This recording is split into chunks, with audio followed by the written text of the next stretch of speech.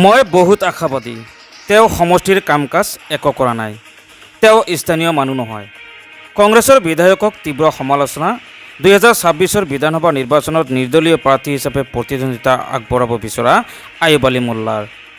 কালি এখন ৰাজ্যৰ লগত মত বিনিময় সভাত অংশগ্ৰহণ কৰি এই মন্তব্য প্ৰাৰ্থীগৰাকীৰ। বহুত আশাবাদী। তাই এইবাৰ ফেক্টৰ নহয়, কাৰণ তাই আমাৰ বহুত সমষ্টিত কাম কাজ একো কৰা নাই, আৰু দ্বিতীয়তে তাই আমাৰ স্থানীয় মানুহ নহয়তো। তাই বিধানসভা নিৰ্বাচনলৈ মাজত মাত্ৰ আৰু কেইটামান মাহ বাকী। নিৰ্বাচনৰ দিন যিমানে চমু চাপি আহিছে, সিমানেই বৃদ্ধি পাইছে প্ৰাৰ্থীসকলৰ ৰাইজৰ লগত মত বিনিময় সভা। বিধানসভা নিৰ্বাচনক লৈ উঠি পৰি লাগিছে বিভিন্ন দলৰ প্ৰাৰ্থীসকল। পিছ পৰি থকা নাই 14 নং গোৱালপাৰা পূব বিধানসভা সমষ্টিৰ নিৰ্দলীয় প্ৰাৰ্থী আয়ুব আলী মোল্লাও। ৰাইজক সেৱা প্ৰদান কৰাৰ লক্ষ্যৰে নিৰ্দলীয় প্ৰাৰ্থী হিচাপে আগবঢ়াব প্ৰতিদ্বন্দ্বিতা। ইতিমধ্যে প্ৰাৰ্থীগৰাকীয়ে বিভিন্ন ঠাইত অনুষ্ঠিত কৰি আহিছে ৰাইজৰে মত বিনিময় সভা।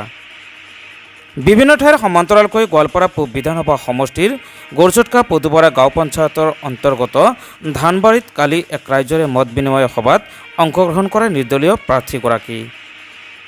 মত বিনিময় সভাত উপস্থিত থাকে প্ৰায় 200ৰো অধিক পুৰুষ মহিলা। ক'বলৈ গ'লে আগতীয়াকৈ এক চমক সৃষ্টি কৰিছে নিৰ্দলীয় প্ৰাৰ্থী আয়ুব আলী মোল্লাই। ৰাইজেও ব্যাপক উৎসাহ প্ৰদান কৰিছে প্ৰাৰ্থীগৰাকীক। বিনা প্ৰতিদ্বন্দ্বিতাৰে জয়ী হোৱাৰ আশা আয়ুব আলী মোল্লাৰ।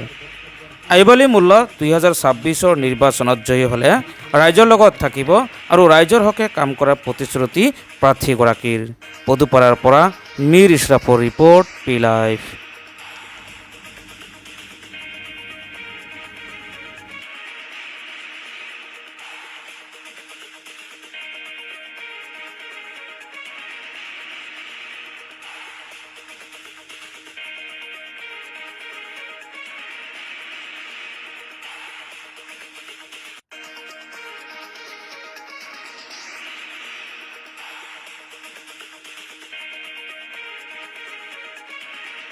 মইতো মোৰ নাম আয়ুব আলী মোল্লা, মোৰ ঘৰ গাৰোমাৰীত।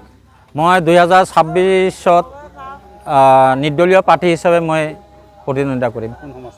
গোৱালপাৰা পূব সমষ্টিত, 14 নং গোৱালপাৰা পূব সমষ্টিত। এতিয়া বৰ্তমানৰ যিজন বিধায়ক একে ৰচিদ আলম, তেওঁৰ লগত হ'বনে অইন কাৰোবাৰ লগত হ'ব?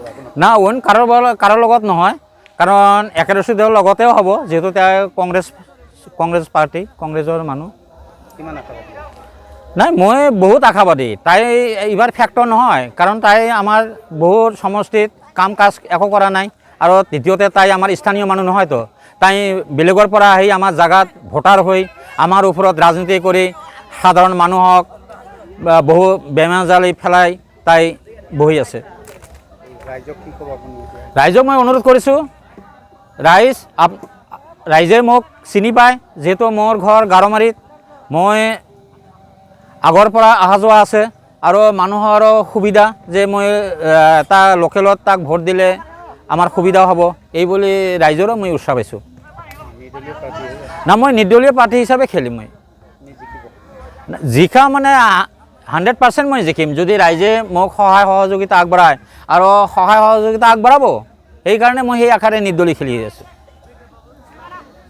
আয়ুবুল্লাহ মোল্লা সাহেব ইয়াতে আহিছিল আমাৰ ধানবাৰীত, আৰু অহাৰ পিছত তেওঁ যিটো ভাষণ দিলে, আমাৰ মানুহখিনি যেনেকুৱা কৈছিল আৰু ঠিক সেনেকুৱা ধৰণে পালে। পাৱাৰ পিছত আমি যোৱা যিটো পঞ্চায়ত নিৰ্বাচন গ'ল, আৰু সেই পঞ্চায়ত নিৰ্বাচনত অল অসমৰ মানুহে গম পায় যে পূব গোৱালপাৰা সমষ্টিৰ মানুহ কেনেকুৱা, আৰু যাৰ কাৰণে আমি এনেকুৱাকৈ জিকাইছোঁ আলমিনা বেগমক, যাৰ মানে 10,000 ভোটক আমি জিকাইছোঁ আলমিনাক। যাৰ কাৰণে এইবাৰ আমি ঠিক এনেকুৱা ভাৱত আমি আয়ুবুল্লাহ মোল্লাক আমি ভোট দিম, আৰু চব মানুহক অনুৰোধ কৰিছোঁ, কংগ্ৰেছক কি কৰিলে, UDF কি কৰিলে, BJP কি কৰিলে, AJP কি কৰিলে, চব পাৰ্টি আমি চাইছোঁ। দুধনৈ সমষ্টিত আছিলোঁ, এতিয়া পূব গোৱালপাৰাত আহিলোঁ। নতুন আমাৰ MLA সাহেব, তেওঁৰ ঘৰটো আমাৰ নিচেই ওচৰত, যাৰ কাৰণে তেওঁক আমি এনেকুৱা ভাৱত আমি ভাই ভনী চবেই ওলাইছোঁ, যাৰ কাৰণে তেওঁক এইবাৰ আমি নিৰ্দলীয় হিচাপত এনেকুৱা মন লাগিছে, আৰু মানুহজন যেনেকুৱা কথা দিছে ঠিক সেনেকুৱা। মই 3বাৰমান চালোঁ, তেওঁৰ লগত কথা পাতিলোঁ, আৰু ভাল মানুহ। সেইকাৰণে আমাৰ ৰাইজৰ মানুহক অনুৰোধ কৰিছোঁ, আৰু ৰাইজৰ মানুহে আপোনালোকে দেখাই পাইছে কিমান মানুহ আহিছে। সেই হিচাপত আমি এইবাৰ আমাৰ আয়ুবুল্লাহ মোল্লা চাহাবক বিপুল ভোটক, যেনবা আলমিনাক 10,000 ভোটত জিয়াইছোঁ, ঠিক এইবাৰো আমি এই বিধানসভা ইলেকশ্যনত 2026 যিটো ইলেকশ্যন সেই ইলেকশ্যনৰ সন্মুখত আমি তেওঁক কমচে কম 40,000 ভোটক জিকাই দিম বুলি এইটো আশা কৰিছোঁ আৰু এই সন্ধিয়া কৈছোঁ তেওঁৰ যাতে জিকিব পৰা যায় আমি সকলোৰে ওচৰত প্ৰাৰ্থনা কৰিছোঁ যাতে আল্লাহৰ ওচৰত প্ৰাৰ্থনা কৰিছোঁ যাতে আমাক ঠিক 26 ইলেকশ্যনত আমি আইবেল্যমূলক 40,000 ভোটক জিকাব পাৰোঁ আমাৰ লগত কাৰো ফেক্টৰ নাহে এতিয়া AJP কওক BJP কওক এই কংগ্ৰেছ কওক বা UDF কওক কংগ্ৰেছৰ যিটো এটা পৰিস্থিতি এইটো চবে জানে অলৰেডি গম পাইছে আপোনালোকে হেৰি কোকৰাঝাৰত যিটো ইলেকশ্যন হৈ গ'ল তাতে 0 BJPও 0 হৈ গ'ল য'ত পাব লাগিছিল 24টা তাতে পালে তেওঁ 6টা বা 7টা তো সেইকাৰণে আমি এইবাৰ ভাবিছোঁ ইণ্ডিপেণ্ডেণ্ট খেলিম আৰু ইণ্ডিপেণ্ডেণ্টক জিকাম কংগ্ৰেছ 0 কংগ্ৰেছৰ কোনো ফেক্টৰী নাহে আমাৰ লগত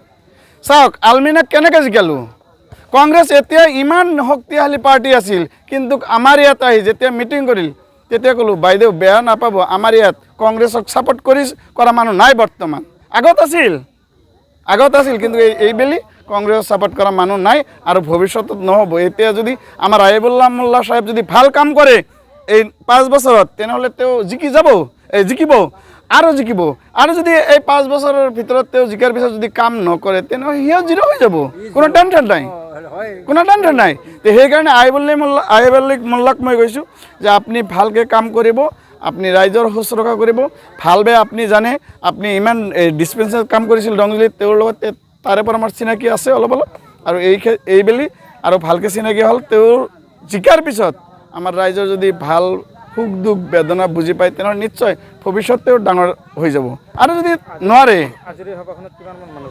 আজিৰ সভাত প্ৰায় 250-300 মানুহ হৈছে 250 বেছি হ'ব তাৰমানে ছাৰ হিচাপত মোৰ এটা অনুমান হৈছে 300ৰ ওপৰত হৈছে মানুহ